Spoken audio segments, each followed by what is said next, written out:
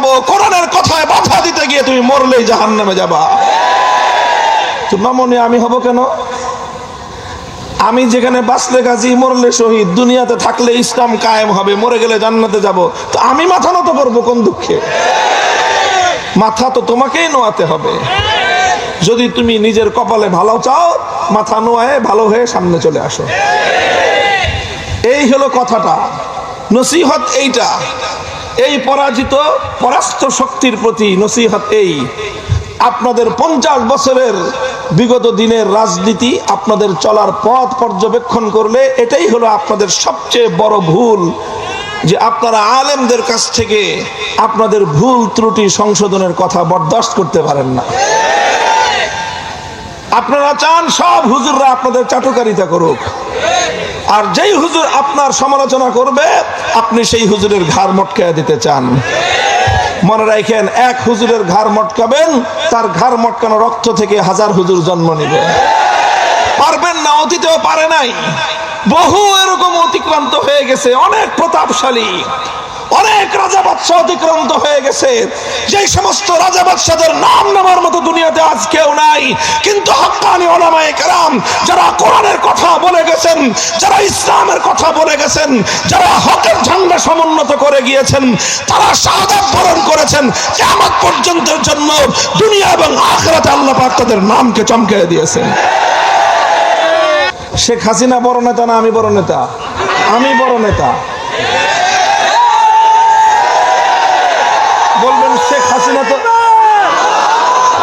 খালেদা জিয়া বড় নেতা না আমি বড় নেতা?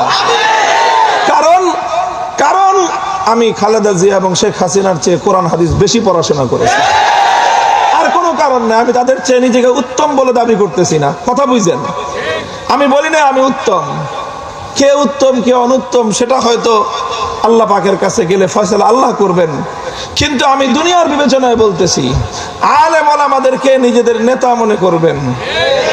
ওলামায়ে কেরাম যেই কথা বলবে, কর্মীরা যেই কথা যেইভাবে শুনে নেতার কথা, জনগণ আওয়ামী লীগ করেন বিএনপি করেন আলেমদের কথা সেইভাবে শুনবেন।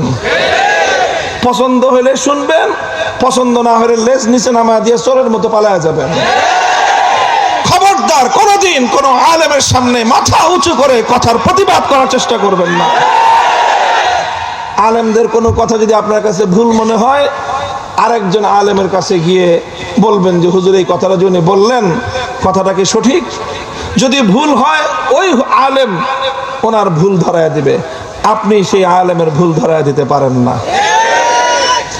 এই ভুলগুলো 50 বছর ধরে আওয়ামী লীগ করেছে, এবং করতে করতে করতে করতে আওয়ামী লীগ যারা করে তাদের একেবারে গোশত হাড্ডি রক্তের সঙ্গে এই সমস্যা মিশে গেছে। আর আওয়ামী লীগের সঙ্গে থাকতে থাকতে থাকতে থাকতে এক মাঠে রাজনীতি করতে করতে বিএনপির লোকজনের মধ্যে এই সমস্যা আস্তে আস্তে সংক্রমিত হতেছে। আপনারা ভালো হয়ে যান, আপনারা ভালো হয়ে যান। এখন বর্তমানে বাংলাদেশটা ভালো হওয়ার জন্য খুব উপযোগী, খুব ভালো পরিবেশ ভালো হওয়ার জন্য। আল্লাহ পাক সকলকে ভালো হওয়ার তৌফিক দান করেন।